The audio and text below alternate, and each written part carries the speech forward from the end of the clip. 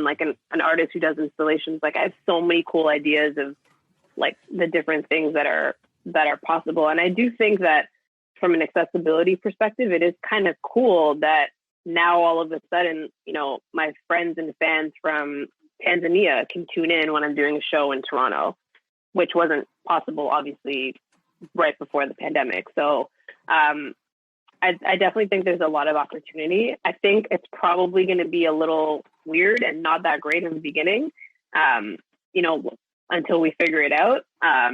But I know I've heard, I don't know if it's ESPN or like some sports network is sort of like piloting some cool technology right now to sort of like allow fans to have the most optimal experience because we're not going to be able to go back to the stadium. And so I'm curious to see what other industries sort of like create and how the music industry can then like leverage that and sort of like use that to create amazing experiences from your home. Like how cool is it to go to a concert from your house? Like it is kind of cool.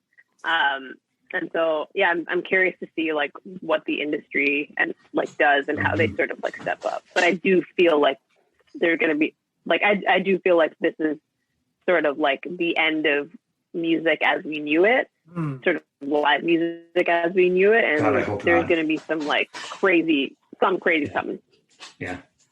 Yeah. So listen, it's almost time. I want to ask if we can, if you can grant us one more question each. Sure. Yeah. Cool.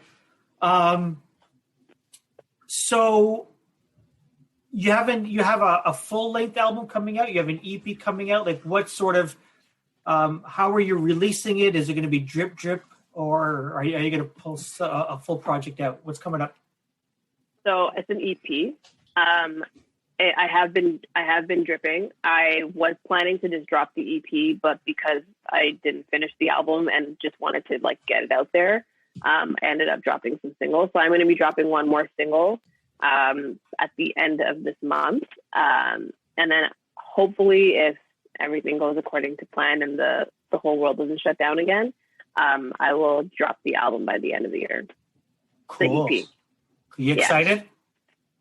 Yeah, I'm really excited. I actually feel re-energized finally. I think not knowing when I could start working on music again was a little frustrating, and it feels good to, you know, go back into this. I'm going back into the studio on Thursday, and working with my producer again. So and like in real life, which is like really cool, and something we haven't done. So I'm really excited to sort of get back into the groove of like making music again. Nice. Very cool. My question for you is what, and I usually like to ask this one to finish off, what's in your earbuds lately? What have you been listening to? I've been listening to SZA, who I love. I also just always listen to really old music. Not really old, 90s music. I'm like obsessed with 90s music. And yesterday, for some reason, I decided to listen front to back Aaliyah's first album, which was interesting and also a little bit triggering because I kept hearing R. Kelly and how much he shows up in the album and the things he's saying. And I'm like, how did we not know? Like, anyways, and it's so interesting to also listen to that now, you know, as a grown woman and as a feminist, and just be like, it actually makes me kind of like sad almost that like we all were like vibing to her music and we kind of saw R. Kelly, you know, in the background on the album cover, like looking at her like kind of like a pervert, and we're like, that's cool, like R. Kelly and Aaliyah have an album, whatever, or he's on her album. So yeah, that's what I was listening to yesterday. And I was just very much more from like a critical, more like grown woman sort of perspective. I was like, what did you just say? What?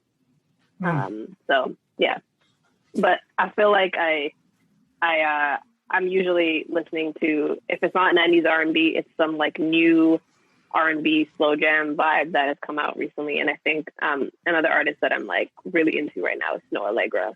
Like I just love her vibe and I love her tone. Thanks. Romana, thank you so much for joining us. This has been a pleasure. I hope to do it again soon. Yeah, thanks so much for having me. I hope you guys have a safe and wonderful night. And just one last thing, if people want to find out more about you, where do they go? This is normally his line, but he blew it. He blew the close. We're going to keep you an extra 15 seconds because he blew the close. Go ahead. You can check me out on my Instagram at Romana, Romana, Kassam, Kassam.